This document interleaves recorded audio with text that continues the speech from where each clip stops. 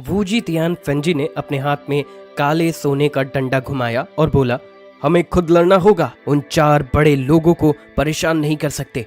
पास ही एक सफेद रंग का अजीब जानवर जिसकी 4 बड़ी पूंछें थी दांत निकालकर बोला, ये बात हमें पहले से पता है, देखना कौन ज्यादा मारेगा। ये था पूर्व उत्तर के 5 इमोर्टल्स का लीडर लोमड़ी देवता हु मैंगफैंग, जो एक विशाल डीमन फॉक्स बन सकता है। तो फिर देर किस बात की, चलो तियान फेंग की, जो वायु वैली की लॉन्ग लिंग गार्ड का कैप्टन था, खड़ी चट्टानों पर भी बड़ी तेजी से भाग रहा था। उसका विशाल वानर शरीर चढ़ाई और कूद में माहिर था। उसने सीधा एक बड़े पर्पल सेंटीफीड पर अटैक कर दिया, पर वो भी पंजे उठाकर भिड़ गया। मेटल जैसी टकरार की आवाज आई। फेंगी कई मीटर दूर जा गिरा, पर हुक से दीवार पर टिक गया। सेंटीपीड के भी पंजे टूट गए और वो दीवार में जा टकराया। कमाल की डिफेंस है, क्या ये एलिमेंट स्टोन्स खाकर पड़ा हुआ है? हु मैंगफैंग बोला, और अच्छा है, ऐसे में इनका बॉडी ही ट्रेजर है। उसने मंच से हरी एनर्जी बॉल निकाली और नीचे स्प्रे कर दी, जिसने सैकड़ों सेंटीपीड उड़ाकर खाई में गिरा दिया। उत्तर पश्चिम में sky god of war Cheng Lan Lan एक बाज में बदली हुई थी। उसका साइज छोटा था, पर उसकी स्पीड और क्लॉज इतने खतरनाक थे कि सेंटीपीड के 2 टुकड़े हो जाते थे। वो इतनी तेज थी कि सिर्फ लाइट की मदद से उसकी मूवमेंट देख सकती थी। रिवरसाउथ डोमेन में अंकल यू और लियांग यू पीछे नहीं रहना चाहते थे। अंकल यू को लू कैरन के बनाए मेका से कैप्टन लेवल की पावर मिली थी, पर कुछ ही देर के लिए। फैटी शू का रोल सपोर्ट और दूर से कंट्रोल करने का था। मुख्य लड़ाई का जिम्मा लियांग यू और फ्लावर ने उठाया। फ्लावर के पास 9800 पॉइंट्स की शक्ति थी और उसका जीन लॉक खुल चुका था। लियांग यू बोली, अंकल यू ऊपर आओ। तीनों फ्लावर के पीठ पर चढ़कर सीधा नीचे सेंटीपीड के बीच जा गिरे। फ्लावर की एनर्जी कैनन से सैकड़ों सेंटीपीड्स जल गए।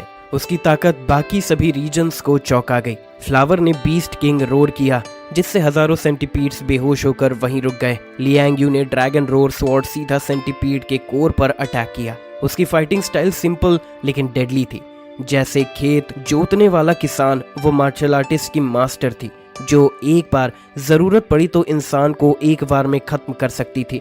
फ्लावर सेंटीपीड्स को नूडल की तरह निगल रही थी। अंकल यू इसकी पीठ से सपोर्ट दे रहा था।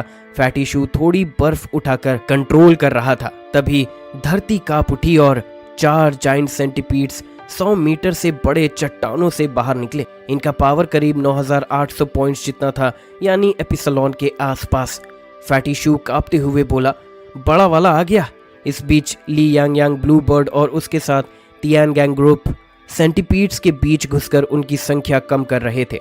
अब एनिमी की संख्या और ताकत कई गुना ज्यादा हो गई थी। फेंगी बोला, अब असली लड़ाई शुरू होने वाली है। उसने सीना ठोका और सीधा एक जाइंट सेंटीपीड पर कूदा।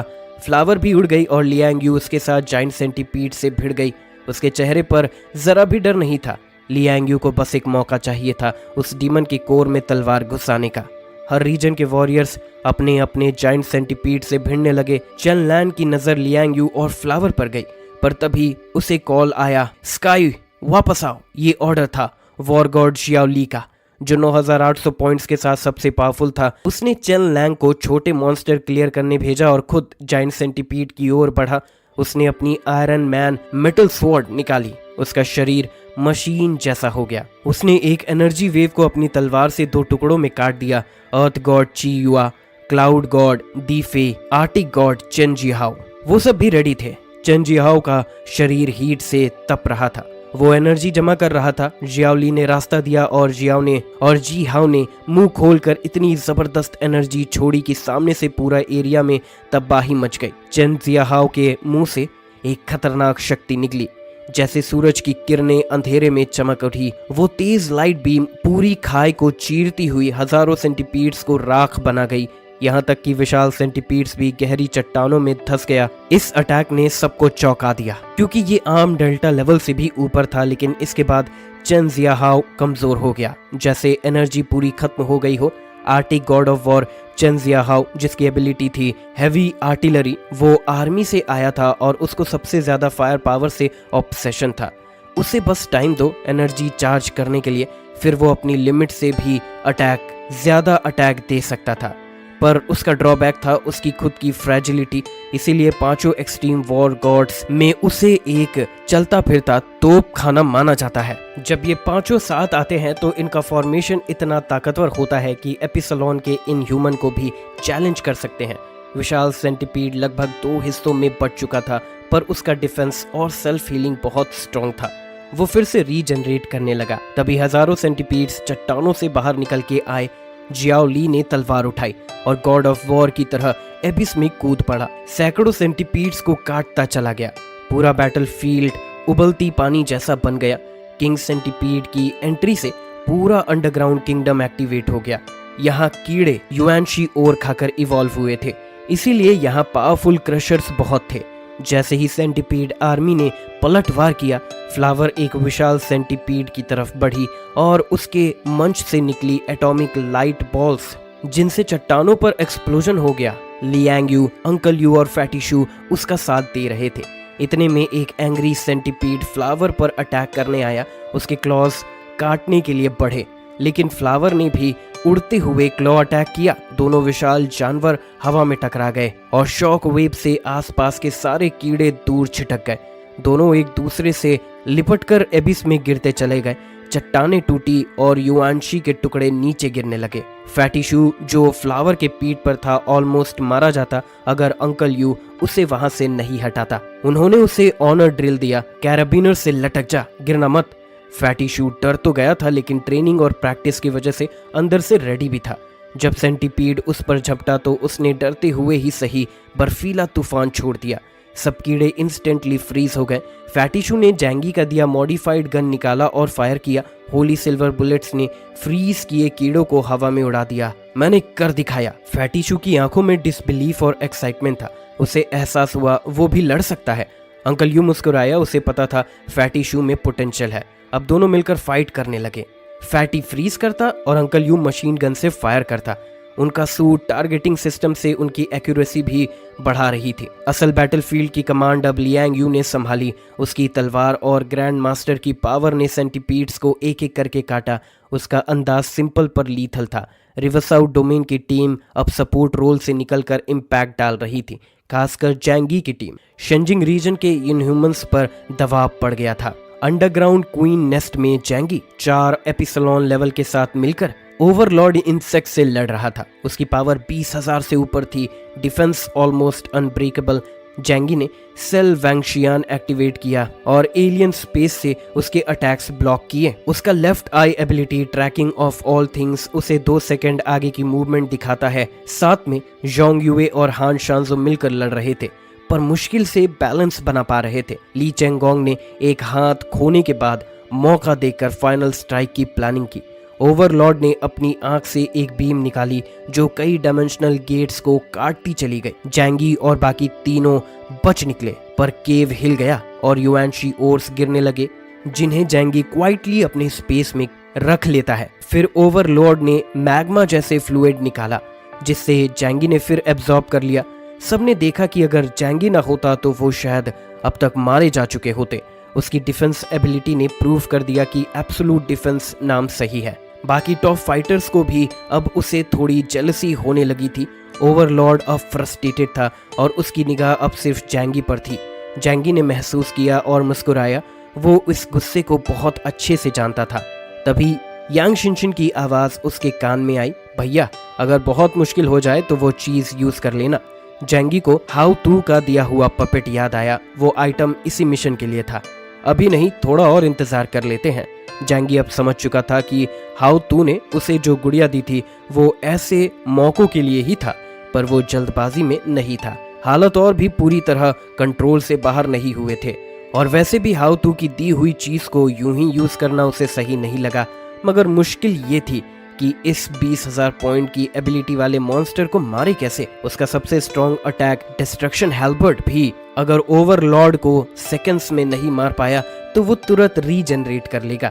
अब उसे उम्मीद थी सिर्फ एक चीज से, ली चेंगोंग की I am god's will ability, जो किसी भी डिफेंस को इग्नोर कर सकती थी। उसे प्लान बनाना था ताकि ली को सही मौका मिलने पर हमला कर सके। तभी सेंटीपीड चीखता हुआ हिला और उसके शरीर पर लगे क्रिस्टल से तेज लेजर किरणें निकलने लगी। ये अटैक इतना खतरनाक था कि हान शांजो और जोंग युए को पीछे हटना पड़ा। जोंग युए ने सबको बचाने के लिए एक शील्ड बनाया और जैंगी ने डायमेंशनल गेट खोल दिया। सेंटीपीड का मकसद था पूरी केव ही तोड़ देना। ऊपर से भारी भरकम चट्टानें टूट कर गिरने लगी, पर जैंगी ने उन्हें एलियन स्पेस में स्टोर कर लिया और खुशी से देखा कि इनमें कई युएनशी ओर्स थे। जोंग युए चिल्लाया, अगर ये गुफा तबाह हो गई तो हम यहाँ टिक नहीं पाएंगे। इस तरह का डिस्ट्रक्टिव स्ट्रैटेजी ओवरलॉर्ड के लिए फायदेमंद थी, पर इंसानों के लिए खतरनाक। अब टाइम वेस्ट करने का ऑप्शन नहीं था। ली चेंगोंग रेडी हो गया, लेकिन उसे झटका लगा जब जैंगी ने कहा, हमारे पास एक तरीका है। प्लान ये था, लुया और जेन युआजी सामने से अटैक करे और जैंगी ली चेंगोंग को सेंटीपीड के पीछे पहुंचाए। ली का एक हाथ पहले ही कट चुका था, लेकिन दूसरा हाथ अभी भी फाइट के लिए रेडी था। जैंगी ने कहा, तू पीछे से चुपचाप अटैक नहीं कर सकता, पर मैं करा सकता हूँ। ली बोला, मुझे कवर देना पड़ेगा। जैंगी हंसता है, डर मत, मैं तेरे साथ हूँ। फिर 3 दिशाओं से अटैक हुआ। जैंगी का डिस्ट्रक्शन हेलबर्ड, हान शांजो का मैजिक क्रो बीम और जोंग युए की शील्ड अटैक। इस बीच जैंगी ने ली चेंगोंग को डायमेंशनल गेट से टेलीपोर्ट किया। 4 किलोमीटर की दूरी कुछ ही सेकंड में पार हो गई। ली ने पीछे से सेंटीपीड पर वार किया और उसका शरीर 2 हिस्सों में काट गया। ली को लगा उसने जीत लिया, लेकिन तभी जैंगी को आवाज आई, ये मरा नहीं है। सेंटीपीड के 2 हिस्सों से 2 अलग अलग सर बनकर फिर से जिंदा हो गया। जैंगी सोच में पड़ गया, क्या इसका मतलब ये कोर 1 नहीं 2 है? एक को मारना ही मुश्किल था, अब 2 को मारना है। पर कम से कम इतना तो साफ हो गया कि उनका अटैक असरदार था। ली बोला, एक और बार करो कियोस, हम इसे मार सकते हैं। पर जैंगी ने कहा, अभी नहीं, हमें नहीं पता कौन असली है। तभी उनमें से एक सेंटीपीड की स्किन अजीब तरह से सिकुड़ने लगी। जैंगी चिल्लाया, आंखें बंद करो, लेकिन बाकी 3 जल्दी रिएक्ट नहीं कर पाए। सेंटीपीड की स्किन से अचानक दर्जनों जायंट पर्पल आंखें खुली और उसमें इल्यूजन वाला अटैक किया। ली, हैन और जोंग तीनों को जॉइंट हेलुसिनेशन दिखाया। एक पहाड़ जितना बड़ा सेंटीपीड, उनका मन डर से सुन्न हो गया। लगा जैसे रेजिस्ट करना ही बेकार है। तभी जैंगी की आवाज आई, ये सब इल्यूजन है। उसने पहले से ही खुद को लाइट से आइसोलेट कर लिया था। उसकी टाइम एबिलिटी ने उसे पहले ही चेतावनी दे दी थी। उसने तेज सोनिक फ्रीक्वेंसी से बाकी तीनों को होश में लाया। अब सब समझ चुके थे कि अगर जैंगी ना होता तो आज सबका एंड था। राजा कीड़ा के शरीर से बैंगनी रोशनी निकली, जिसमें खतरनाक हेलुसिनेटिक पावर थी। पूरी केव अजीब बैंगनी रोशनी से चमक उठी। जोंग युए और उसके साथियों को समझ आ गया कि अगर ऐसा ही चलता रहा तो वो भी इल्यूजन में फंस जाएंगे। उन्होंने फौरन बाहरी लाइट बंद कर दी, लेकिन इससे उनकी विजन चली गई और फाइटिंग पावर भी गिर गई। हान शांजो घबरा गया। जैंग युआनजी बोला, भाग लेते हैं, ये हमसे नहीं होगा। जोंग युए की आंखों में संकल्प था, अगर हार मानी तो उसे God of death of love release करना पड़ेगा, लेकिन इससे पूरा अंडरग्राउंड इलाका पॉल्यूटेड जोन बन जाएगा। तभी जैंगी की शांत आवाज आई, रिलैक्स, वो कीड़ा अब उतना स्ट्रांग नहीं रहा, उसकी एनर्जी डाउन हो चुकी है। ली चेंगोंग ने पूछा, तू कैसे जानता है? जैंगी मुस्कुराया, मैं प्रेजेंट नहीं फ्यूचर देख सकता हूँ। जैंगी के सेल वैंगशियान ने उसके अटैक्स रोक रहा था। उसने शैडो स्पेस में जिंग वे की टीम से कांटेक्ट किया। शिनशिन, क्या तुम पता लगा सकती हो कि ये कीड़ा हमें कैसे डिटेक्ट कर रहा है? यांग शिनशिन ने बताया, या तो ये साउंड वेव से देखता है या स्मेल या इको लोकेशन, उसके हिसाब से ये कीड़ा आवाज से पहचानता है। जैंगी ने पूछा, तो क्या हम इसकी सेंसिंग को ब्लॉक कर सकते हैं? लू कैरन ने फौरन एक इंटरफेरेंस डिवाइस बना दिया। जैंगी ने उसे अपनी पीठ पर लगाया और जैसे ही मशीन ऑन हुई, कीड़ा अचानक से फ्रीज हो गया, जैसे देख नहीं पा रहा हो। जैंगी हंसता है, अब ये भी ब्लाइंड है जैसे तुम लोग थे, अब हमला करो। जोंग युए और हान शांजो ने दोनों ओर से अटैक किया। कीड़ा का एक हिस्सा गलती से दूसरे से टकरा गया। जोंग युए ने रॉक स्वॉर्ड बना के एक साइड काट दी। हान शांजो ने दूसरी तरफ क्लॉ अटैक किया। जैंगी ने कहा, ली चेंगोंग रेडी हो जाओ, गेट खोल रहा हूँ, जब कहूँ सीधा वार करना। ली चेंगोंग जैंगी की डायरेक्शन पर चलते हुए हवा में उछला और तलवार से कीड़े के सर को बीचों बीच चीर दिया। हरा खून झरने की तरह बहा। एक हिस्सा ढेर हो गया, लेकिन कीड़ा का दूसरा हिस्सा चीखते हुए भागने लगा। जैंगी चिल्लाया, उसे रोको, पर वो कीड़ा इतना तेज था कि जैंगी की वाइट बुलेट्स भी नहीं रोक सकी। वो गर्म लावा में कूद गया। बाकी सब हैरान रह गए। जोंग युए गुस्से में बोला, इतनी मेहनत के बाद भी ये बच गया। जैंगी शांत रहते हुए बोला, हमने अपनी तरफ से सब किया, अब उसका ध्यान युआनशी माइंस को इकट्ठा करने पर था। तभी यांग शिनशिन का मैसेज आया, भैया बड़ा तोतोरो अजीब बिहेव कर रहा है, जैसे बाहर जाना चाहता हो। जैंगी की आंखों में चमक आ गई। उसने बोला, उसे बाहर छोड़ो, देखते हैं क्या करता है। स्टार आइलैंड से जैंगी एक अजीब सा प्राणी लाया था, एक विशाल चिंचिला जो ज़ूलॉजिकल टेस्टिंग के अनुसार इंसानों से सिर्फ 30% डीएनए मैच करता था, जबकि इंसान और केला भी 50% मैच करते हैं। शक था ये कोई म्यूटेशन का नतीजा है। आधे साल बाद भी इसके सीक्रेट साफ नहीं हुए थे, लेकिन टेस्ट में ये सामने आया कि इसकी पावर क्वालिटी 9600 पॉइंट लेवल पर थी, पर एक्चुअल कॉम्बैट में ये बहुत वीक था। इसकी क्यूट शक्ल और फ्लूट बजाने की एबिलिटी देख जैंगी को लगा कि ये एक म्यूटेटेड ह्यूमन हो सकता है। आज जब इसने अंडरग्राउंड के पास अजीब रिएक्शन दिया तो जैंगी को शक हुआ, क्या ये कोई अंडरग्राउंड क्रिएचर है? फॉग वैली की मिस्ट्री से म्यूटेटेड माइनर ये उसे बाहर निकालने का फैसला करता है। उसके शैडो से विशाल तोतोरो बाहर कूदा। ये देख जोंग युए और बाकियों की आंखें फटी की फटी रह गई। ली चेंगोंग को भी जैंगी की स्टोरेज एबिलिटी से जलन हुई। तोतोरो ने गर्म लावा में छलांग लगा दी और उबलते क्रेटर में सुरंग खोदना शुरू की। फिर जैंगी की तरफ मुड़ा, जैसे कह रहा हो, चलो मेरे पीछे। जैंगी ने कहा, शायद ये हमें स्केप्ड ओवरलॉर्ड तक पहुंचा सकता है। जोंग युए ने तुरंत कहा, चेस करो, अभी मौका है उसे खत्म करने का। सबने स्पेशल आर्मर पहनकर सुरंग में एंट्री ली। नीचे एबिस में सेंटीपीड ट्राइब और भी पागल हो चुके थे। क्वीन और किंग सेंटीपीड के मरने से वो ह्यूमंस पर टूट पड़े। चारों मिलिट्री जोन के टॉप एलियंस पर जोर का दबाव था। फ्लावर एक 9800 पॉइंट वाले जाइंट सेंटीपीड से भिड़ी हुई थी। बाहरी जंग में उसका एक पंख फट गया, लेकिन उसने सेंटीपीड का कोर चबा डाला। उसका डरावना रूप देख बाकी एलियंस भी सहम गए। उधर लियांग यू, अंकल यू और फैटी शू अपनी पहली सोलो फाइट लड़ रहे थे। फैटी का हिडन रेस भी बाहर आ गया। लूक कैरन के एडवांस वेपन से तीनों ने कोऑर्डिनेटेड अटैक किया। लियांग यू सामने थी, हवा में ग्रैपलिंग हुक से उड़ते हुए एक एक सेंटीपीड का कोर काट रही थी। एक समय उस पर एक जाइंट सेंटीपीड ने ब्लैक एनर्जी बीम से हमला किया, लेकिन लियांग यू ने एजाइल मूव से बचाव किया और अपनी पावर से आइस ब्लास्ट बनाया। फिर लॉन्ग मिंग लेकर उस सेंटीपीड की तरफ दौड़ पड़ी। प्योर ब्रूट फोर्स से नहीं, स्किल और दिमाग से लड़ रही थी। जंग चारों तरफ जारी थी। हीलिंग एलियंस जैसे आन्युताई वे, शूफेन और की युए की मदद से कैजुअलिटीज नहीं हो रही थी। नॉर्थ वेस्ट की टीम इम्यूटेबल फोर्ट्रेस फॉर्मेशन और टिंग टीम की डिसिप्लिन ने बैटलफील्ड को संभाला। टॉप एलियंस जैसे चियाओ ली ने सबको चौंका दिया। उसका मेटल फ्रेंजी ग्रेनेड एक मिनी न्यूक बना देता था। सैकड़ों सेंटीपीड्स एक धमाके में उड़ गए। हर कोई खुद को साबित करना चाहता था, लेकिन चेंग लैनलैन की नजर लियांग यू पर थी। हाक्शाओ की आखिरी martial arts master Liang Yu खुद को जैंगी की टीम में पीछे महसूस कर रही थी। अब वो खुद को साबित करना चाहती थी। एक और जाइंट सेंटीपीड से लड़ते हुए लियांग यू ने दिमाग का इस्तेमाल किया। सीधा हमला नहीं किया, बल्कि स्ट्रैटेजिकली सक्शन बॉम्ब्स फेंके। जैसे ही सेंटीपीड ने खुश होकर शोर किया, लियांग यू ने कहा, एक्सप्लोड, और आसपास की चट्टानें फाड़ दी। सेंटीपीड्स रॉक्स के साथ नीचे गिर पड़ा। 100 फीट लंबा सेंटीपीड का बैलेंस बिगड़ा तो लियांग यू ने मौका नहीं गवाया। लंबी छुरी लेकर वो छत से उस पर झपटी और सीने में सीधा वार किया। स्टील जैसे शरीर के बावजूद उसका ब्लेड नहीं रुका। चीख सेंटीपीड तड़प कर जमीन से टकराया और एक दीवार पकड़कर किसी गुफा में घुस गया। लियांग यू हैरान थी, इतना बड़ा छेद होकर भी वो जीवित है। इस पर उसे और गुस्सा आया। ये जरूर कोई कैप्टन लेवल क्रिएचर था। वो तुरंत लॉन्ग मिंग को उठाकर गुफा की ओर भागी। रास्ते में दर्जनों सेंटीपीड्स दीवारों से रेंगते आए, डरावनी चीखों के साथ। मगर लियांग यू अब जंग में थी, किसी से नहीं डर रही थी। उसका ब्लू गैस वाला ब्लड चलते ही सारे कीड़े टुकड़ों में बटकर खाई में गिरने लगे। उसका सूट का एआई उसे घायल सेंटीपीड के ब्लड ट्रेल से ट्रैक कर रहा था।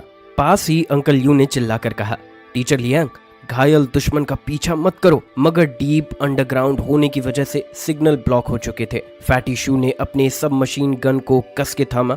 ज्यादा खतरनाक सेंटीपीड तो फ्लावर और लियांग यू निपटा चुके थे।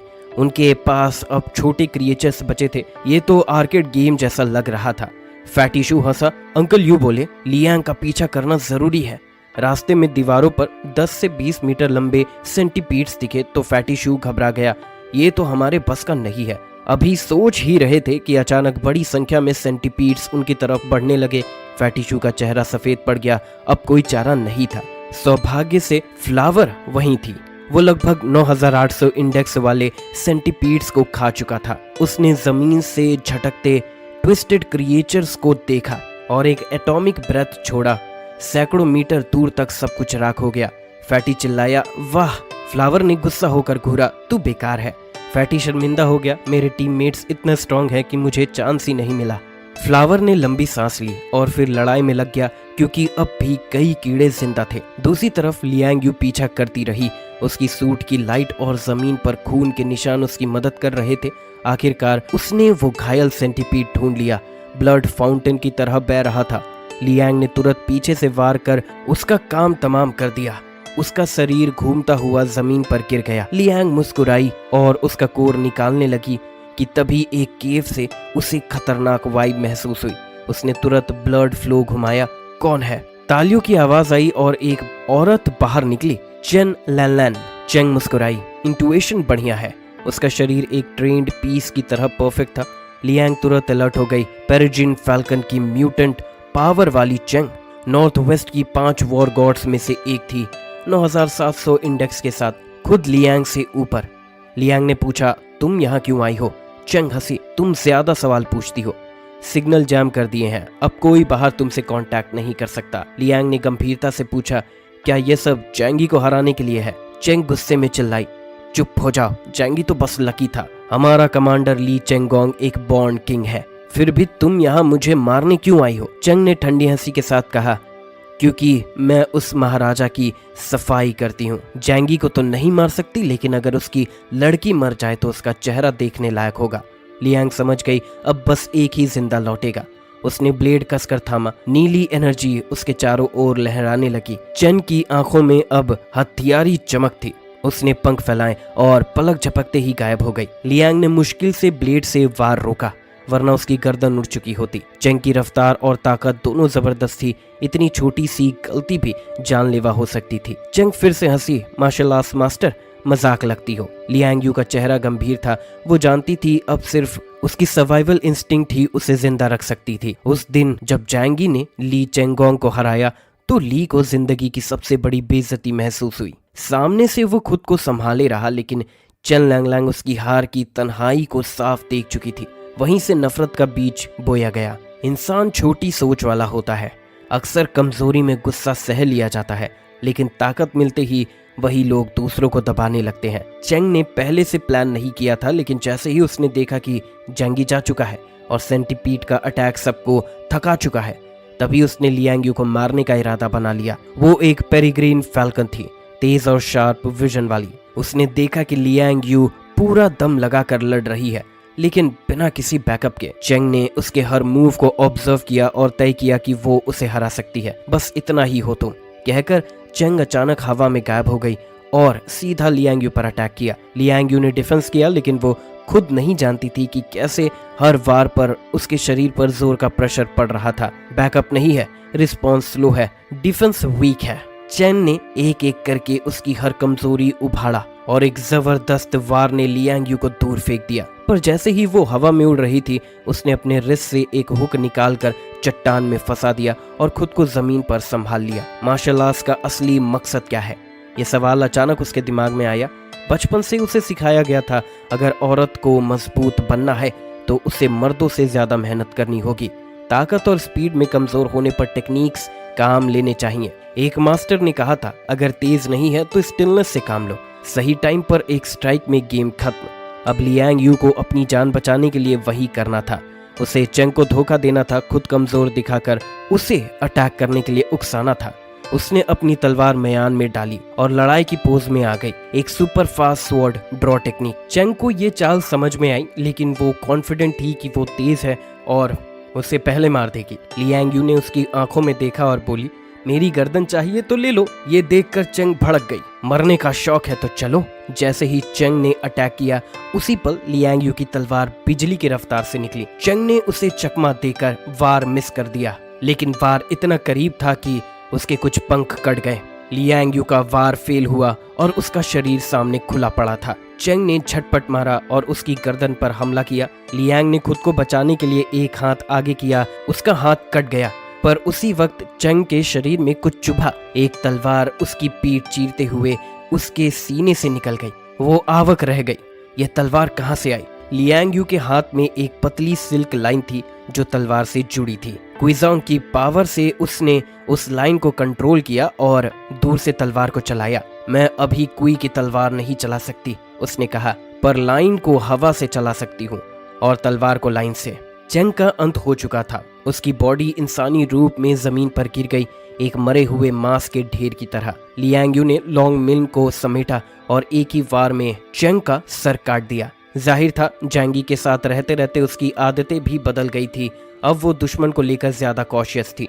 उसने कंफर्म किया कि लैनलन मरी जा चुकी है, फिर गहरी सांस ली। कॉम्बैट सूट का इंटेलिजेंस सिस्टम गैप रिपेयर कर रहा था और उसे केमोस्टैटिक एजेंट्स और प्लाज्मा इंजेक्ट कर रहा था। लियांग यू ने अपना टूटा हाथ उठाया, लेकिन उसकी बॉडी लाइफ और डेथ के बीच एक्साइटमेंट से कांप रही थी। चैन ने कम्युनिकेशन कट कर दिया, इसीलिए अब लियांग को आराम से हीलिंग का मौका मिला। प्लान वही था, सारी ब्लेम सेंटीपीड पर डालनी थी। दूसरी तरफ बड़ा तोतोरो ज्वालामुखी की मिट्टी खोदता हुआ एक केव के अंदर घुस गया। तभी जैंगी को एहसास हुआ कि इसके बड़े पंजे सिर्फ शो के लिए नहीं थे, डिगिंग में ये एक्सकावेटर से भी तेज था। चारों लोग उसके बनाए टनल से अंदर जाने लगे। तोतोरो की एनर्जी खत्म ही नहीं हो रही थी। रास्ते में ली चेंगोंग ने जैंगी से पूछा, केओस, ये पेट कहाँ से मिला? फ्यूचर कंस्ट्रक्शन के लिए ये तो एकदम परफेक्ट है। उसमें तन साफ था। जैंगी ने कहा, उठा लाया था। पोस्ट अपोकलिप्स में हर तरह के म्यूटेटेड क्रिएचर्स मिलते हैं। करीब 20 मिनट बाद एक अजीब सी रोशनी सामने दिखी। तोतोरो ने रॉक तोड़कर एक बड़ा सा होल बना दिया और उसमें गिर पड़ा। जैंगी ने जल्दी से उसकी गर्दन की खाल पकड़ ली और सब लोग उसके साथ अंदर पहुंच गए। आगे जो देखा वो सबकी सोच से बाहर था। एक विशाल अंडरग्राउंड वर्ल्ड से हवा में लटकते थे। एक विशाल अंडरग्राउंड वर्ल्ड, वो हवा में लटके थे। नीचे हजारों मीटर की दूरी और ऊपर नीले धुंध से भरी ग्लोइंग रॉक लेयर्स थी। ऑरोरा जैसा नजारा। नीचे की जमीन ब्लैक और पर्पल क्रिस्टल से बनी हुई थी। वो क्रिस्टल किसी सर्किट बोर्ड जैसे सिमेट्रिकल फॉर्मेशन में थे, जिनमें अंडरग्राउंड वर्ल्ड, वो हवा में लटके थे। नीचे हजारों मीटर की दूरी और ऊपर नीले धुंध से भरी ग्लोइंग रॉक लेयर्स थी। ऑरोरा जैसा नजारा। नीचे की जमीन ब्लैक और पर्पल क्रिस्टल से बनी हुई थी। वो क्रिस्टल किसी सर्किट बोर्ड जैसे सिमेट्रिकल फॉर्मेशन में थे, जिनमें पर्पल लाइट करंट्स बह रहे थे। शायद कोई पुराना मिस्टिक डिवाइस या फॉरेन स्ट्रक्चर। बीचों बीच एक विशाल ब्लैक और पर्पल पिरामिड था। उसकी चोटी पर 6 वायलेट डायमंड शेप क्रिस्टल्स लगे थे। वहीं हर दिशा से एनर्जी करंट्स कवरेज हो रहे थे। जैंगी स्टन था, ये कोई नेचुरल स्ट्रक्चर नहीं हो सकता।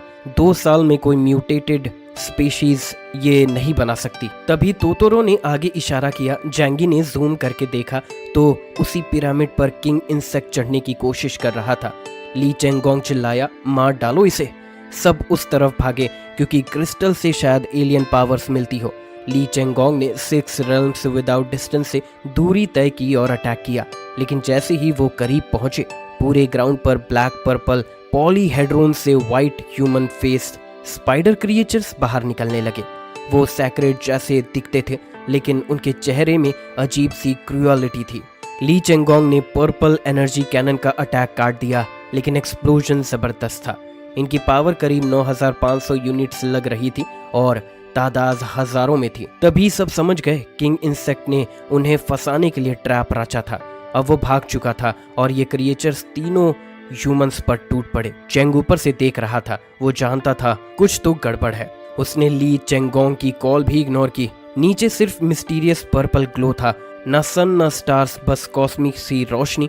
जैंगी ने सोचा, क्या अभी फाइट जरूरी है या ये जगह समझना ज्यादा जरूरी है? जवाब मिला, किंग इंसेक्ट को रोकना होगा वरना युआनशी माइन चला जाएगा। वो तुरंत डायमेंशनल गेट से नीचे कूदा। हजारों स्पाइडर्स ने एनर्जी कैनन दागे, लेकिन वो सब एब्जॉर्ब हो गए। जैंगी की डिफेंस ताकत इन मॉन्स्टर्स पर भारी थी, लेकिन उसे उन्हें मारने का कोई इंटरेस्ट नहीं था। बहुत ज्यादा थे और शेल भी बहुत हार्ड था। नीचे तीनों फाइटर्स फंसे हुए थे। किंग इंसेक्ट भाग रहा था और पीछे झार जैसा कर्कश हंसी जैसा आवाज निकाल रहा था। ली चेंगोंग जैसे तैसे आई एम गॉड्स विल से एक स्पाइडर को मार पाया, लेकिन बाकी दोनों को लड़ने में काफी जोर लगाना पड़ रहा था। और जैंगी अब भी ऊपर खड़ा देख रहा था, क्योंकि वो अब भी सोच रहा था असल दुश्मन कौन है। जैंगी एनर्जी कैनन्स के जाल को पार कर जोंग यूए और टीम तक पहुंच गया। किसी को इन मॉन्स्टर्स को रोकना होगा, उसने कहा। मैं गू चेन को एक और बंदे को लेकर ओवरलॉर्ड को मारूंगा, यही सेफेस्ट तरीका है। 2 वर्सेस 1 में जीत पॉसिबल है, पर 3 वर्सेस 1 में नो रिस्क। अंडरग्राउंड की कंडीशन अननोन है, इसीलिए जैंगी को रिस्क नहीं लेगा। ये जैंगी कोई रिस्क नहीं लेगा। जोंग यूए बोला, मुझे यहीं रहने दो, मैं इन्हें रोकूंगा, तुम ओवरलॉर्ड को खत्म करो। उसकी डिफेंस एबिलिटी जैंगी से कम पर बाकी फाइटर से बेटर थी। हम जल्दी निपट कर लौटेंगे, पर मेंटल प्रिपरेशन रखना। जैंगी ने गहराई से देखा। हान शांजो बोला, नहीं, मैं जेंग युआनजी के साथ रुकूंगा, अकेला रिस्क बहुत बड़ा है। ये ह्यूमन फेस स्पाइडर स्टफ है, पर हाई लेवल डेल्टा से ज्यादा नहीं। फिर भी किंग इंसेक्ट से इतना डर क्यों है? जैंगी बोला, अगर तुम रुकोगे तो हम ओवरलॉर्ड को जल्दी नहीं मार पाएंगे। उसके पास अभी भी एनफ पावर है, इसीलिए 3% टैक्टिक्स जरूरी है। जोंग यूए मुस्कुराया, ज्यादा सोचोगे तो प्रॉब्लम बढ़ेगी, मरना ही होगा। Final decision. जैंगी ने डायमेंशनल गेट खोला और ली चेंगोंग शाजो के साथ उड़ गया।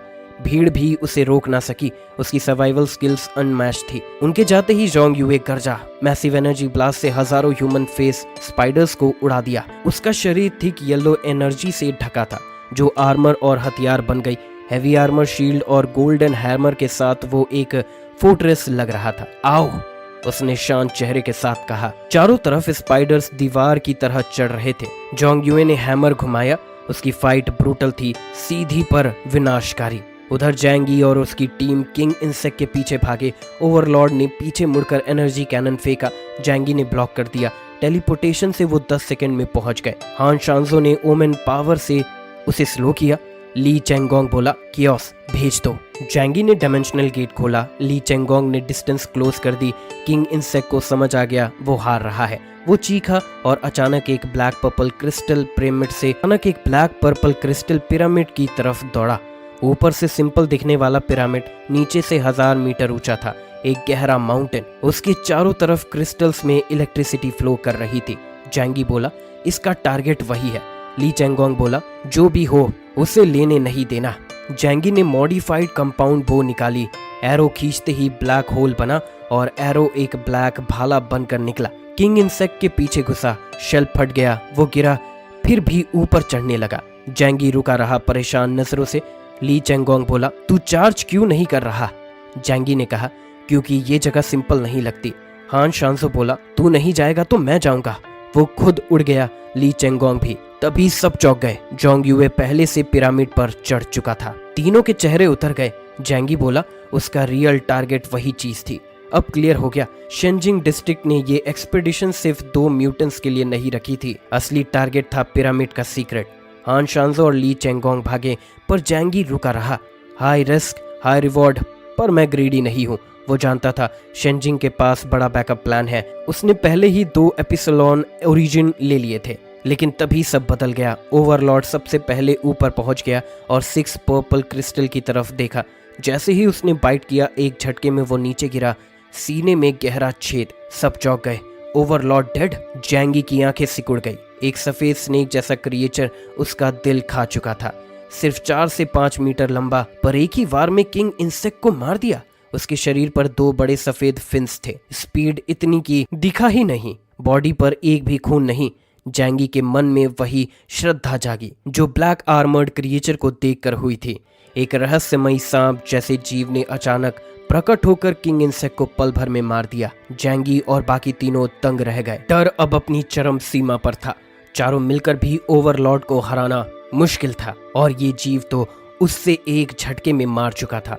व्हाइट स्नेक ने आराम से इंसेक्ट का कोर खाना शुरू किया, मानो जैंगी और बाकी लोग वहां मौजूद ही ना हो। इसकी उपस्थिति से डर कर ह्यूमन फेस्ड स्पाइडर्स की फौज पीछे हटने लगी। जैंगी के हाथ पांव ठंडे हो गए। सर्वाइवल इंस्टिंक्ट जाग उठी। उसने बिना समय गवाए डायमेंशनल डोर खोला और वापस भागने की कोशिश की। उसे पता था कि ऐसे एंटिटीज अपने नेस्ट से बाहर नहीं आते, बस किसी तरह क्विनलिंग माउंटेन से बाहर निकलना था। लेकिन दिक्कत ये थी, वो 10 से 20 मीटर जमीन के नीचे थे। जैसे ही वो भागने लगा, व्हाइट स्नेक की नजर उस पर पड़ी। सिर्फ एक नजर में उसकी दुनिया घूमने लगी। आसपास की रोशनी और शैडोज अजीब तरीके से डिस्टॉर्ट होने लगे। डायमेंशनल डोर्स पार करते हुए भी एंट्रेंस करीब नहीं आ रहा था, बल्कि दूर होता जा रहा था। जैंगी को किसी की प्रेजेंस अपने पीछे महसूस हुई, एक ऐसी ताकत जो पूरी तरह उसे लॉक कर चुकी थी। अब भागने की कोई होप नहीं थी, बस फाइट टिल डेथ ही ऑप्शन था। उसने tracking of all things activate किया और व्हाइट स्नेक को लॉक कर लिया। कम्युनिकेशन चैनल में उसने कहा, लड़ना पड़ेगा, मिलकर कोशिश करेंगे तो शायद बच जाएं। जैंगी को पता था अगर बाकी तीनों को साथ खींच लिया तो शायद भाग निकलने का मौका मिल जाए। जंगल में शेर से भागते वक्त बस इतना करना होता है कि किसी और को पीछे छोड़ दो। जोंग यूए को जैंगी की चाल समझ आ गई, लेकिन अब उसके पास कोई और चांस नहीं थी। फिर उसने एक पागलपन भरा फैसला लिया, अल्टर पर रखे पर्पल क्रिस्टल तक पहुंचना था। उसे याद था कि पिछली बार अंडरग्राउंड आते वक्त उसे ये मिस्टीरियस क्रिस्टल नजर आया था, जिससे किंग इंसेक्ट की पावर एक महीने में 18,000 से 20,000 तक पहुंच गई थी। हाक्शाओ किंगडम को टॉप पर लाने के लिए इस क्रिस्टल की जरूरत थी। दूसरी तरफ व्हाइट स्नेक की नजर अब जोंग यूए पर थी। उसकी नजर में ना गुस्सा था ना दया, बस सुपीरियोरिटी की झलक थी। जैंगी को याद आया उसके पास गन लोंग यूए का दिया हुआ कर्ग पपेट था, पर क्या वो इस सिचुएशन में काम करेगा? व्हाइट स्नेक ने जोंग यूए को क्रिस्टल निकालते देखा, लेकिन क्रिस्टल हिला तक नहीं। फिर अचानक स्नेक का शरीर मुड़ने लगा और उसके अंदर से एक सिल्वर हेयर्ड लड़का, स्नेक की खाल एक ढीली सी चांदी की पोशाक बन गई। अब वो ह्यूमन फॉर्म में दिखने लगा। जैंगी का दिमाग सुन्न हो गया। 20,000 मीटर अंडरग्राउंड कोई स्नेक ह्यूमन फॉर्म में बदल रहा था। व्हाइट स्नेक ने बिना जैंगी की तरफ देखे बस एक स्वॉर्ड समन की और जोंग यूए की हाथ काट डाला। जोंग यूए दर्द से चीख पड़ा, उसका सुपरनैचुरल शील्ड भी टूट गया। ली चेंगोंग ने हमला करने की कोशिश की, लेकिन उसका एडामेंटियम स्वॉर्ड भी टूट गया और वो खून थूकता हुआ गिर पड़ा। हान शांजो ने भी अपने क्रो फॉर्म में अटैक किया, लेकिन व्हाइट स्नेक ने बस एक फिंगर से उसका सर फोड़ दिया। जैंगी जान गया ये लड़ाई उनकी औकात से बाहर है। व्हाइट स्नेक ने जैंगी की तरफ देखा और एक वार किया, जिससे उसकी कई डायमेंशनल शील्ड्स चकनाचूर हो गई। आखिरी क्षण में जैंगी ने पपेट निकाला और व्हाइट स्नेक की तरफ फेंका। पपेट कट गया, लेकिन उसी वक्त चारों तरफ ग्रे घोस्ट फॉग फैल गई और दो विशाल घोस्ट गॉड्स ब्लैक और व्हाइट एमिनेंस प्रकट हुए। उन्होंने व्हाइट स्नेक को सोल चेन्स में बांध दिया। जैंगी ने तुरंत कहा, चलो भागो। डायमेंशनल डोर खोलकर वो बाकी तीनों को लेकर ऊपर की तरफ भाग निकला। जैंगी ने देखा घोस्ट की जंजीरों से व्हाइट स्नेक कुछ देर के लिए रुक गया, लेकिन उसने जल्द ही दोनों चेन्स तोड़ डाली। जैंगी को एहसास हो गया ये बस थोड़ी देर की रिलीफ थी। तभी पिरामिड पर एनर्जी इकट्ठा होने लगी। व्हाइट स्नेक ने देखा और तुरंत वापस लौट गया, क्योंकि पिरामिड की सिक्योरिटी ज्यादा जरूरी थी। उसने एक एक्सप्लोजन एनर्जी को दबाकर कंट्रोल किया और तुरंत वहां से उड़ गया। जैंगी और बाकी तीन किसी तरह एस्केप करने में कामयाब हुए। वो इंसेक्ट नेस्ट लौट गए, सब घायल थे। हान शांजो तो मरते मरते बचा। जैंगी ने जोंग यूए से गुस्से में पूछा, तूने क्या किया था? जोंग यूए ने हंसकर कहा, मैंने पिरामिड पर छोटा लव एंड डेथ गॉड रखा था। जैंगी समझ गया, उसी वजह से व्हाइट स्नेक ने पिरामिड की रक्षा के लिए उन्हें छोड़ा। व्हाइट स्नेक ने उन्हें मारा नहीं, बस घायल किया। क्या वो इंसानों से जुड़ा है या उसे उनकी जान लेना जरूरी नहीं लगा? जैंगी ने तुरंत कहा, चलो यहाँ से निकलो। अब 2 एपिसलोन सेंटीपीड्स मर चुके थे, बाकी को बाद में निपटा लेंगे। वो चारों इंसेक्ट नेस्ट से निकलकर एबिस पहुंचे। बाहर का युद्ध अब भी चल रहा था, लेकिन उनके साथी लीडर्स उन्हें देखकर हैरान रह गए। जैंगी ने कहा, तुम इन्हें ले जाओ, मैं पीछे रहकर संभालता हूँ।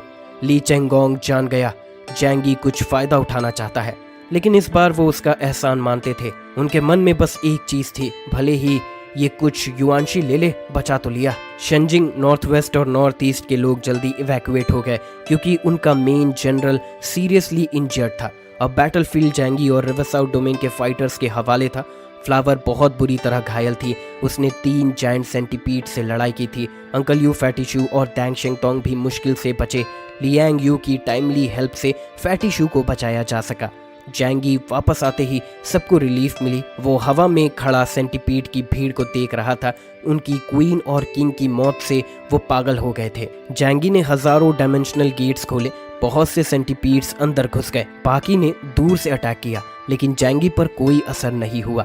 फिर उसने अपनी उंगली से एक काला एनर्जी स्पेयर बनाया और एबिस की तरफ फेंका। पूरा एबिस एक ही झटके में खाली हो गया। डोंग शेंगतोंग और बाकी सब कोई स्टंट थे। जैंगी की हर स्ट्राइक उन्हें डीप अंदर तक इम्पैक्ट कर रही थी, पर जैंगी को लगा कुछ मिसिंग है। लियांग यू गायब थी। अंकल यू ने बताया वो एक सेंटीपीड को चेस करते हुए गई थी। लियांग यू गुफा से बाहर आई, उसका हाथ टूटा हुआ था। जैंगी तुरंत उसके पास पहुंचा। लियांग यू ने धीरे से कहा, मैंने नॉर्थ वेस्ट की एक आदमी को मार डाला। जैंगी ने बिना क्वेश्चन किए कहा, ठीक है। लियांग यू ने बताया कि उसने बॉडी भी डिस्ट्रॉय कर दी और सब कुछ डिस्गाइज कर दिया। जोकीर ने उसका ट्रीटमेंट शुरू किया। जैंगी ने सबको जिंगवे की शैडो स्पेस में रेस्ट करने भेज दिया और खुद नीचे रिसोर्सेस कलेक्ट करने चला गया। वो युआनशी की वेन्स और सेंटीपीड के कॉर्प्सेस इकट्ठा करने लगा। कैप्टन लेवल सेंटीपीड्स में हाई एनर्जी थी जो दूसरों को बूस्ट दे सकती थी। तभी बिग तोतोरो वापस आया और जैंगी को एक पर्पल क्रिस्टल ला कर दिया। ये वही आइटम था जो व्हाइट स्नेक बहुत इंपॉर्टेंट मान रहा था। जैंगी क्रिस्टल लेकर तेज निकला, लेकिन उसे महसूस हुआ कोई उसे देख रहा है। शायद व्हाइट स्नेक उसे अंडरग्राउंड में वापस आ गया था। व्हाइट स्नेक ने वापस आकर क्रिस्टल का दूसरा डुप्लीकेट ग्रूव में फिट कर दिया। एंशिएंट विल ने उसे कहा, हम उनके प्रोटेक्टर्स हैं, उन्हें मार नहीं सकते। व्हाइट स्नेक यानी बायलोंग जी ने कहा, लेकिन डे ऑफ डिप्रेविटी नजदीक है। उसने ऊपर ह्यूमंस की दुनिया की तरफ देखा। जैंगी सबको लेकर सरफेस पर आया। बाहर की ठंडी हवा उसे सरप्राइजिंगली सेफ लगी। अंडरग्राउंड का डर कहीं ज्यादा था। सब लोग शॉक में थे, खासकर जैंगी। शैडो स्पेस में सबने वही देखा जो जैंगी ने देखा था, सिर्फ यांग शिनशिन काम थी। जैंगी ने सबको वार्न किया, जो हुआ किसी को नहीं बताना, स्पेशली फैटी शू को। पर्पल क्रिस्टल की वैल्यू बहुत बड़ी थी, अगर किसी को पता चला तो दिक्कत हो सकती थी। आंट जो हाइमे ने पूछा, वो स्नेक क्या था, कोई डीमन? यांग शिनशिन ने बताया कि एंशिएंट लेजेंड्स में ऐसे स्नेक गॉड्स का जिक्र है, जैसे नूवा और फुक्शी। उसका मानना था कि अंडरग्राउंड बीइंग्स वही प्राचीन देवता हो सकते हैं जिन्हें कभी ह्यूमंस ने पूजा किया था। जैंगी को ये थ्योरी रीजनेबल लगी, लेकिन उसे जायंट क्रिएचर्स और व्हाइट स्नेक में फर्क महसूस हुआ। वो दोनों सेम नहीं थे। बायलोंग जी एक सफेद सांप है जो इंसानी रूप में बदला है, लेकिन फॉग वैली में जो मॉन्स्टर था वो तो इंसानी हाथ पैर, भारी शरीर और लंबी पूंछ वाला था, बिल्कुल अलग। अंकल यू ने हैरानी से पूछा, अगर ये सच में वही एंशिएंट देवता है तो हिस्ट्री से गायब होकर अंडरग्राउंड क्यों चले गए? जैंगी ने कहा, शायद इसका कनेक्शन इस वर्ल्ड के एंड से हो। सब सोच में पड़ गए, क्या देवता डेंजर से बचने के लिए जमीन के नीचे चले गए थे? यांग शिनशिन ने ठंडे स्वर में कहा, नहीं, अगर उनके पास इतनी एडवांस टेक्नोलॉजी थी तो वो कुछ भी कर सकते थे। अगर ह्यूमंस को भी 20 साल पहले से ये पता चल जाता तो हम ज्यादा लोगों को बचा सकते। जैंगी ने माथा दबाया, जब तक हम अंडरग्राउंड वर्ल्ड से डायरेक्ट कांटेक्ट ना करें कुछ भी कंफर्म नहीं कह सकते। फिलहाल वापस चलो, शेनजिंग में शायद इस पर कुछ रिकॉर्ड्स मिले। इस मिशन में उन्हें बड़ी सक्सेस मिली, युआनशी के खजाने और पर्पल क्रिस्टल भी मिला, लेकिन फिर भी जैंगी को गुस्सा दिखाना पड़ा ताकि कोई शक ना करे, आखिर उन्हें भी तो यूज किया गया था। उसने यांग शिनशिन और बाकी लोगों को बोला, मिथ्स और अंडरवर्ल्ड पर सारे हिस्टोरिकल डेटा अच्छे से स्टडी करो। सब जिन्वे के शैडो स्पेस में लौट गए और जैंगी फिर स्नो ड्रैगन सिटी की तरफ निकल गया। उधर सभी फोर्सेस के एलियन लोग अपने घाव भर रहे थे। कई एपिसलोन्स तो बुरी तरह घायल थे, बायलोंग जी के सामने कुछ नहीं कर पाए थे। हालांकि मेडिकल टेक्नोलॉजी एडवांस थी, लिम्स तक रीजनरेट हो सकते थे, लेकिन नॉर्थ वेस्ट और नॉर्थ ईस्ट रीजन के एपिसलोन काफी नाराज थे।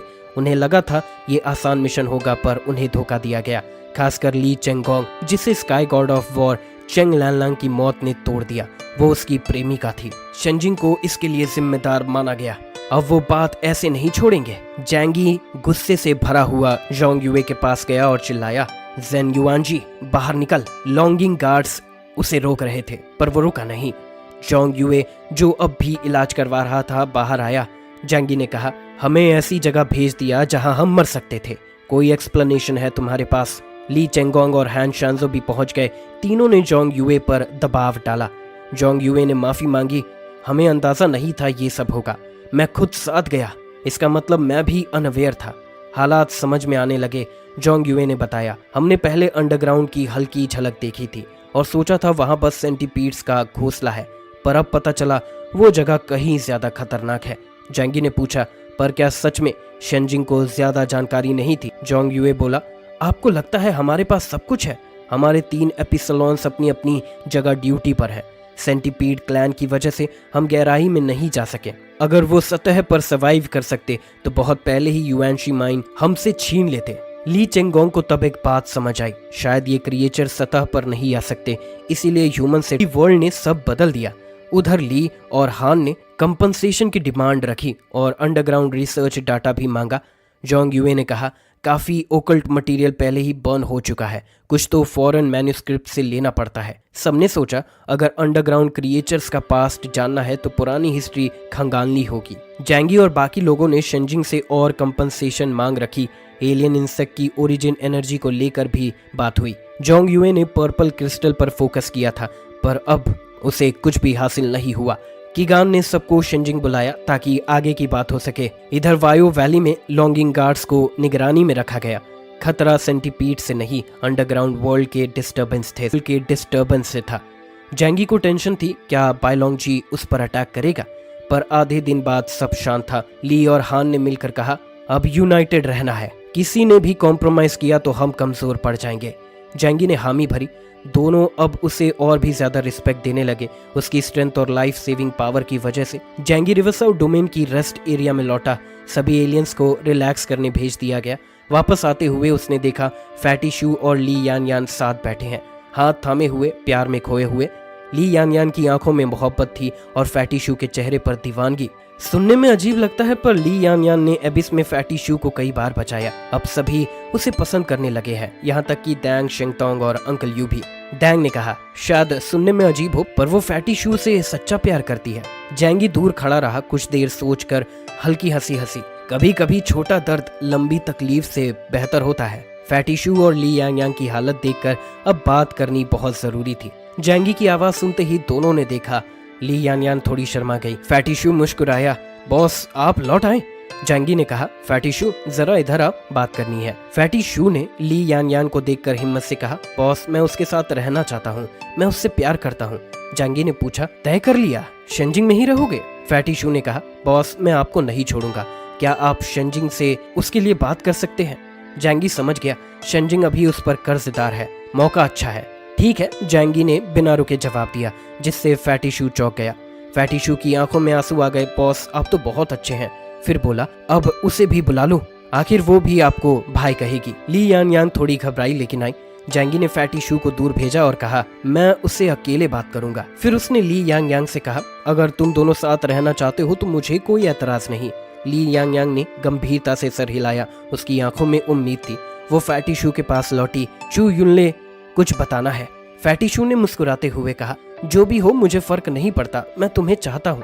ली यान यान ने उसका हाथ पकड़ा और मुस्कुराई, धन्यवाद, तुमने समझा। लेकिन तभी फैटी शू को कुछ अजीब महसूस हुआ। उसका हाथ किसी ऐसी जगह था जो एक लड़के की होती है। ली यान यान का चेहरा लाल हो गया। तुमसे मिलकर अच्छा लगा। फैटी शू के चेहरे से रंग उड़ गया। वो चिल्लाया। जैंगी दूर से सब देख रहा था और अपनी हंसी रोक नहीं पा रहा था। फैटी शू ने कभी उसका एडम्स एप्पल देखा था? ली यांग यांग दरअसल लड़का था। फैटी शू पागलों की तरह भागा। जैंगी ने उसे एक कोने में पाया जहां वो बैठा बड़बड़ा रहा था। बॉस गलती हो गई, मैं कैसे सोच बैठा कि कोई इतनी खूबसूरत लड़की मुझसे प्यार कर सकती है। जैंगी बोला, देखा यही होता है जब तुम खुद को नहीं पहचानते। ऐसी लड़की नहीं, लड़का तुमसे प्यार करे। फैटी शू रोने लगा। इंटरनेट पर देखना ठीक है, असली में मिले तो हॉरर मूवी जैसा लगता है। जैंगी ने समझाया, देखो वो तुमसे सच्चा प्यार करता है, सोच लो, अभी वक्त है, चाहो तो मैं जाकर बात कर लूं। फैटी शू ने पूछा, बॉस आप होते तो लड़का चुनते या लड़की? जैंगी हंसा, भाई मेरी तो बीवी है। फिर बोला, जल्दी फैसला करो, हमें वापस जाना है। अगले दिन सब सेंजिंग लौट गए। ली यान यान चुप था, फैटी शू से दूरी बना ली। सबको मजा आ रहा था। अंकल यू बोला, सच्चा प्यार जेंडर नहीं देखता। जैंगी बस हंस रहा था, उसे फैटी शू की हालत पर मजा आ रहा था। शेंजिंग पहुंचते ही वहां के बड़े अधिकारी स्वागत में आए। फिर हाई लेवल मीटिंग हुई जिसमें जैंगी ने शेंजिंग पर गुस्सा जताया। कीगान, इस बार आपने हमें मरने भेज दिया, इतनी बड़ी गलती माफ नहीं हो सकती। जैंगी के गुस्से पर कीगान मुस्कुराए बिना रह न सका। गलती मेरी थी, और क्या कह सकता हूँ, हमने कुछ नहीं छुपाया। मैं अपनी मिलिट्री रैंक की कसम खाता हूँ, मैं देश के पिलर्स को नुकसान पहुंचाकर दुनिया की नजरों में गिरने का रिस्क नहीं ले सकता। उनकी बात सुनकर जैंगी, ली चेंगोंग और हान शांजो ने एक दूसरे की तरफ देखा। सोचने पर बात सही लगी। हाक्शाओ स्टेट भले 6 हिस्सों में बटा हो, पर एक तो है, किसी भी रीजन का टॉप लेवल म्यूटेंट खोना पूरे देश के लिए नुकसान है। जैंगी को समझ आया कि गान जैसे बड़े कमांडर के लिए ये कोई समझदारी नहीं होती। ली चेंगोंग ने पूछा, हमने अंडरग्राउंड में जो अमेजिंग चीज देखी, क्या शेंजिंग को उसका कुछ पता नहीं? किगान ने सर हिलाया, वो चीज 20,000 मीटर नीचे है, हमारी टेक्नोलॉजी वहां तक पहुंच ही नहीं सकती। हाँ, पुराने डॉक्यूमेंट्स में कुछ अंडरग्राउंड क्रिएचर्स के बारे में लिखा है, लेकिन ज्यादातर इंफॉर्मेशन जलकर डैमेज हो चुकी है। ली चेंगोंग बोला, शेंजिंग की 506 रिसर्च इंस्टीट्यूट तो मिस्टिसिज्म पर काम करती है, क्या आप उसकी इंफॉर्मेशन शेयर कर सकते हैं? जैंगी चौंक गया, उसने इसके बारे में ऑनलाइन कुछ सुना था। ये ऑर्गेनाइजेशन हाफ अ सेंचुरी पहले बनी थी ताकि ह्यूमन पावर्स और मिस्ट्रीज और मिस्टीरियस चीजों पर स्टडी की जा सके। शायद गवर्नमेंट को पहले से इन मिस्टीरियस बीइंग्स का पता था। किगान ने कहा, 66 इंस्टीट्यूट है तो सही, लेकिन मिस्टिसिज्म में ज्यादा डीप रिसर्च नहीं हुआ, इंफॉर्मेशन बहुत लिमिटेड है। बहुत सी इंफॉर्मेशन या तो डैमेज हो गई या फॉरेन रेयर बुक्स में छुपी हुई है। जैंगी बोला, क्विनलिंग के नीचे का अंडरग्राउंड वर्ल्ड बहुत बड़ा है, सिर्फ शेंजिंग इसे अकेला नहीं हैंडल कर पाएगा, हमें भी रिसर्च में इन्वॉल्व किया जाए। किगान ने तुरंत हामी भरी, जरूर, युआनशी माइंस और रिसर्च आपके साथ शेयर की जाएगी। तीनों को 30% युआनशी और 2 रेयर बीस्ट ओरिजिन्स मिलनी थी, मदर वॉर्म और किंग वॉर्म का। हाफ ओरिजिन पर डिवीजन में प्रॉब्लम थी। युआनशी प्रोडक्टिविटी बढ़ा सकता है पर ओरिजिन स्ट्रेंथ बढ़ाता है। जैंगी को युआनशी ज्यादा यूजफुल लगी क्योंकि वो जान चुका था कि माइंस असल में 10 टाइम्स बड़ी है। ली चेंगोंग बोला, मैं युआनशी छोड़ना चाहता हूँ, मुझे ओरिजिन चाहिए। हान शांजो बोला, मुझे भी ओरिजिन चाहिए, एक तो छोड़ना ही होगा। जैंगी ने डेलिब्रेटली कुछ नहीं कहा ताकि दोनों अनकंफर्टेबल हो जाएं। आखिर में जब तीनों ही ओरिजिन चाहते थे, जैंगी ने लाइटली हिचकिचाते हुए कहा, ठीक है, तुम लोग रख लो ओरिजिन, मैं युआनशी ले लूंगा। ली और हान चैन की सांस लेते हैं क्योंकि ओरिजिन अभी जैंगी के पास ही था और अगर फाइट होती तो वो हारते। डिसीजन हो गया, जैंगी को युआनशी माइंस का 30% मिला, बाकी 2 को ओरिजिन। सभी के माइंड्स में अंडरग्राउंड वर्ल्ड को लेकर कंसर्न थी। बाय लॉन्ग जी जैसा पावरफुल बीइंग वहां है जो किसी भी चार्ट लेवल म्यूटेंट को इंस्टेंटली किल कर सकता है। कोई वहां रिटर्न करने की हिम्मत नहीं कर पा रहा। सब लोग रिटर्न हो गए अपने अपने रीजन को। जैंगी भी रिवर्स आउट डोमेन लौटने को रेडी था, साथ में वो मिस्टीरियस पर्पल क्रिस्टल भी लेकर जो तोतोरो ने उन्हें दिया था। इसका सीक्रेट अब वो अनरेवल करना चाहते थे। जैंगी ने शेंजिंग की एंशिएंट रिकॉर्ड्स और एक्स्ट्रा ऑर्डिनरी बीइंग्स पर की गई रिसर्च यांग शिनशिन को हैंड ओवर कर दी। उसने कहा, लगता है अंडरग्राउंड वाले माइथोलॉजीज में स्नेक ह्यूमन गॉड्स की स्टोरीज भी ट्रू हो सकती है, लेकिन क्वेश्चंस बहुत हैं। वो ग्राउंड के नीचे क्यों रहते हैं और इतने सालों में उनके बारे में इतनी कम इंफॉर्मेशन क्यों मिली? जैंगी ने कहा, मैंने सोचा था मैं अब काफी स्ट्रांग हूँ, पर इन सब चीजों ने फिर से मेरे अंदर डर पैदा कर दिया है। यांग शिनशिन ने जवाब दिया, तो फिर और स्ट्रांग बनो, फियर हमेशा स्ट्रेंथ की कमी से आता है। जैंगी मुस्कुराया, ठीक कहा, चलो अब वापस चलते हैं। जैंगी और यांग शिनशिन घर लौटे और सबको बताया कि अब हेवनली सी सिटी वापस जाने की तैयारी करें। किगान ने कहा, ये युआनशी रिसोर्सेज तुम्हें सौंपता हूँ, ये नया एनर्जी सोर्स है जो तुम्हें मेका और लार्ज वेपन्स के रिसर्च में काम आएगा। जैंगी ने लू कैरन की तरफ देखा। अब उसकी ताकत बढ़ाने को 2 रास्ते थे। स्पिरिचुअल ओरिजिन बहुत रेयर है, इसलिए टेक वाला रास्ता सही रहेगा। उसे लू कैरन के आइडियल ह्यूमनॉइड मेका से काफी उम्मीद थी। थर्मल हथियार गायब नहीं होंगे, बस इवॉल्व हो जाएंगे। लू कैरन की आंखों में जोश था, भाई चिंता मत करो, अब मेरी मेका जल्दी तैयार होगी। वहीं सोफा पर बैठे डैंग शेंगतोंग ने कहा, इस बार तुम्हें युआनशी रिसोर्स का 30% हिस्सा मिला है, हेवनली सी सिटी के लिए इतना काफी है, डील करनी है? जैंगी ने कहा, आधा हिस्सा जू जंग को वादा किया था, बाकी बचा है, पर तुम क्या ऑफर करोगे? डैंग बोला, हमारी जेनेटिक दवा की टेक्नोलॉजी पूरे हाक्शाओ देश में बेस्ट है, मैं तुम्हारे लिए एलियन आर्मी बना सकता हूँ। असल में अपोकलिप्स के शुरू से ही इंसानों को म्यूटेट करने की टेक्नोलॉजी थी। अब तो दुनिया में सुपर ह्यूमन आर्म्स रेस चल रही है, डैंग की कंपनी इसमें सबसे आगे है। किसी ने कहा, डैंग की पावर इंडेक्स सिर्फ 9500 है, मजाक मत करो, एक रिच किड को इतना स्ट्रॉन्ग बनाना भी मिरेकल है। अगर वो लाइफ स्पैन की परवाह ना करे तो 9800 से 9900 तक जा सकता है। बाकी म्यूटेंट्स जैसे बियान जुनवो, ली लॉन्ग या लू हुआंग की हालत देखो, सब में खतरे हैं। जैंगी ने पूछा, ईल्ड रेट कितना है? डैंग ने कहा, जनरल टेक्निक से सक्सेस रेट 30% है, मतलब 3 में से 1 म्यूटेंट सर्वाइव करेगा और तेज ग्रो करेगा। जैंगी ने कहा, हमारी पॉपुलेशन अभी बस 10,000 है, इतने लोग नहीं दे सकते। डैंग बोला, हाक्शाओ देश में लोगों की कमी नहीं है, जीने की उम्मीद चाहिए, लोगों को मरने से तो बेहतर है म्यूटेंट बनाना। पर जैंगी को इतना पॉपुलेशन नहीं चाहिए था। Low level mutants top level battles में काम नहीं आते। ब्लिजर्ड सिटी को ऑर्डर कंट्रोल करने दो, मुझे ये सब पावर की पॉलिटिक्स पसंद नहीं। टैंग ने अफसोस से कहा, काश मैं तुम्हारी तरह केयरफुल हो पाता, वरना मैं तो किंग ऑफ रिवरसाउथ डोमेन बन जाता। जैंगी ने जवाब दिया, हर किसी की अपनी चॉइस होती है। फिर बोला, युआनशी ओर का थोड़ा हिस्सा तुम्हें दे सकता हूँ। डैंग खुश हुआ लेकिन पूछा, अगर जेनेटिक टेक्नोलॉजी नहीं चाहिए तो क्या चाहिए? जैंगी मुस्कुराया, इन्वेस्टमेंट। वो डैंग की कंपनी में शेयर लेना चाहता था ताकि फ्यूचर बायोटेक में उसका भी हिस्सा हो। डैंग शेंगटोंग ने कहा, मुझे अपने अंकल से बात करनी होगी। बात की गई और डैंग युआनबो ने डील मंजूर कर ली। हमें जैंगी की जरूरत है, उसे हमारी नहीं। अगर वो हमारा शेयर होल्डर बन जाए तो वो हमारा सबसे बड़ा सहारा होगा। युआनशी ओर का इतना हिस्सा देना कोई घाटे का सौदा नहीं था, बल्कि एक समझदार इन्वेस्टमेंट थी। जैंगी ने हमेशा डैंग फैमिली का साथ दिया था, अब रिटर्न देने का मौका मिला। डैंग शेंगटोंग ने जैंगी से कहा, डेल्टा लेवल तक की सारी टेक्नोलॉजी तुम्हारे लिए अवेलेबल है। जैंगी ने हाथ मिलाया, खुशी हुई पार्टनरशिप करके। इस मिशन में सबसे ज्यादा फायदा जैंगी को हुआ, लेकिन बाकी की भी स्ट्रेंथ बढ़ी। फैटी शू उदास था, कमरे में बंद था। उसे पता था ली यांग यांग की वजह से वो परेशान है। जैंगी ने उससे बात की, कम से कम जवाब तो दो। फैटी शू कुछ नहीं कह सका। जैंगी ने कहा, फैसला तुम्हारा है पर टाइम ज्यादा नहीं है। शेंजिंग छोड़ने से पहले किगान ने उसे बुलाया। सेंटीपीड का खतरा खत्म हो गया है, पर अंडरग्राउंड की रहस्यमयी ताकत अब भी एक सवाल है। अब जब तुम लोगों के पास 30% हिस्सा है तो माइनिंग में हिस्सा भी लेना पड़ेगा। जैंगी ने हामी भरी, हम लोग भी मैन पावर भेजेंगे और अंडरग्राउंड थ्रेट शॉर्ट टर्म में एक्टिवेट नहीं होगा। किगान ने पूछा, ऐसा क्यों मानते हो? जैंगी ने कहा, वो व्हाइट स्नेक हमें मार सकती थी पर उसने सिर्फ डराया। शायद माइनिंग उसे पहले से पता है, पर वो रिएक्ट नहीं कर रहे।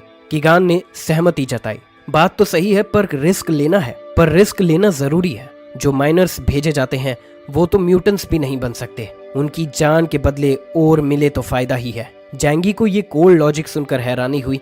अपोकलिप्स में 100 लोग जिंदा नहीं रहते। जैंगी ने मजाक में पूछा, क्या उनकी नेक्स्ट जनरेशन में कुछ स्ट्रॉन्ग म्यूटेंट्स पैदा हो सकते हैं? किगान ने कहा, मामूली लोग मामूली बच्चे पैदा करते हैं। पावरफुल म्यूटेंट्स की संतान में ही ताकत होती है। लोअर क्लास को जिंदा रखना जरूरी है हम एलियंस को सर्व करने के लिए। बाकी बोझ है। युआनशी खदान की खुदाई जारी रहेगी। जैंगी ने पहले ही सोच लिया था वहां निगरानी के लिए किसी को भेजा जाएगा, साथ ही रिवरसाउथ डोमेन से भी कोई भेजा जाएगा ताकि बंटवारे में कोई चालबाजी ना हो। इन बातों के बाद जैंगी ने किगान से विदा ली और रिवरसाउथ डोमेन लौटने की तैयारी की। घर लौटते वक्त उसने देखा कि बर्फीली इलाके की पारंपरिक पोशाक में 2 समुद्री महिलाएं बाहर खड़ी थी। वे पाजी गिजांग की नौकरानी थी, उम्र में जवान और खूबसूरत, जो उनके पर्सनालिटी से एकदम उल्टा थी। उन्होंने जैंगी को झुक कर कहा, हुजूर, हमारे मालिक ने आपके लिए एक सेलिब्रेशन डिनर रखा है, हमें आपको बुलाने भेजा गया है। जैंगी को याद आया, जाने से पहले पाजी गिजांग ने डिनर की बात की थी, पर वो भूल गया था। मैंने सोचा था वो बस फॉर्मल बात कर रहे हैं। जैंगी मुस्कुराया, क्या मैं अपनी फैमिली को भी ला सकता हूँ? नौकरानियों ने तुरंत हामी भरी, बिल्कुल, सभी फैमिली और की पावर और स्टेटस अब ऐसे हैं कि लोग नेचुरली फेवर करना चाहते हैं।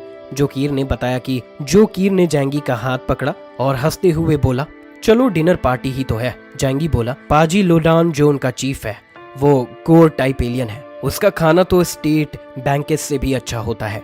नौकरानियों की अगुवाई में सब साउथ वेस्ट रीजन की टेम्पररी रेसिडेंस पहुंच गए। दरवाजे से ही खाने पीने की शानदार खुशबू आ रही थी। यांग शिनशिन की गोद में बैठी फ्लावर भी सुगंध सुनकर आंखें बड़ी करने लगी और देखने लगी। थोड़ी देर में मोटा पाजी गिजांग हंसता हुआ आया और बोला, हुजूर केओस, हम आपके साथ आए सभी प्रियजनों को वेलकम करते हैं। जैंगी ने उसका अभिवादन स्वीकार किया और कहा, इतने अच्छे खाने के लिए हमें आपका थैंक यू करना चाहिए।